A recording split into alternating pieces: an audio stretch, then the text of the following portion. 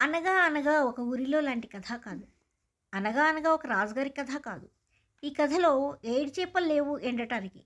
అనగా అనగా ఒక మర్యాద రామన్న, పేదరాశి పెద్దమ్మ, తెనాలి రామలింగడు, బీర్బలు లేరు. కాశీ మజిలీ కథలు కాదు. కంచికి చేరుతుందో లేదో తెలియని కథ. చిన్న చిట్టడిలో ఓ చెట్టుపై ఉన్న గోరింకతో అందమైన చిలుకమ్మ చేరి జతకట్టింది. అందమైన వారి సహజీవనంలో ఓ చిట్టి చిలుకమ్మ, ఒక చిన్ని గోరింక వచ్చి చేరాయి.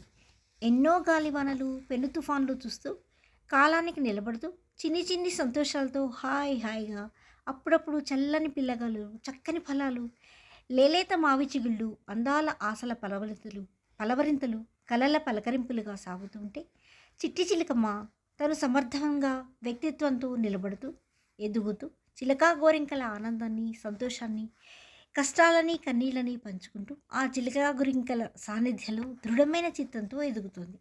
అప్పుడే రెక్కలు విదిల్చుకుంటూ బుడిబుడి అడుగుల ఆ చిన్నారి గోరింక ఇంకా రెక్కలు రాలేదు. ఆకాశ వీధిలో విహరించాలని, ఆశల పల్లకిలో ఊరేగాలని కోరికతో దినదినం ఎదురుచూపులతో ఎదుగుతోంది.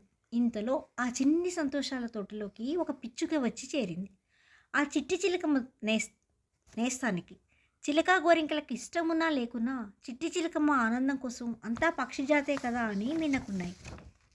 అది అలసుగా తీసుకుందాం అనుకుందేమో, పిచ్చుకల పిచ్చుకల స్నేహం నేర్పింది. అవే గొప్పనట్లు మీసాలు మేలేస్తూ, మీసాలు లేవనుకోండి పోజులు కొట్టేది. ఎంత అందంగా ఉన్నా, ఎన్ని మంచి లక్షణాలు ఉన్నా ప్రవర్తనలో అణుకుగా ఉండేవి ఆ చిలకా గోరింకలు. కానీ ఓసారి వాటికి అనిపించేది, తమ మధ్య చిచ్చు పెట్టి మనస్పర్ధలు తెస్తుందేమో ఈ పిచ్చుక అని అనిపించేది. ఈ పిచ్చుకల కుటుంబానికి కూడా చాలా ఈర్ష్యగా ఉండేది. కొంతకాలానికి ఈ పిచ్చుకల కుటుంబం ఆ చిట్టి చిలకమ్మ కల్మషం లేని మంచితనాన్ని చూసి అవి చిలకా గోరింకలతో కూడా మంచిగా కలిసిమెలిసి ఉండాలని నిర్ణయించుకున్నాయి. మనమే గొప్ప అనే వాదన నుంచి నలుగురిలో ఉన్న గొప్పతనాన్ని కూడా గుర్తించడమే గొప్ప, అదే మన గౌరవాన్ని కూడా పెంచుతుంది అని ఆ పిచ్చుకు కూడా తెలుసుకుంది. వీడియో నచ్చినట్లయితే లైక్ చేసి సబ్స్క్రైబ్ చేయండి.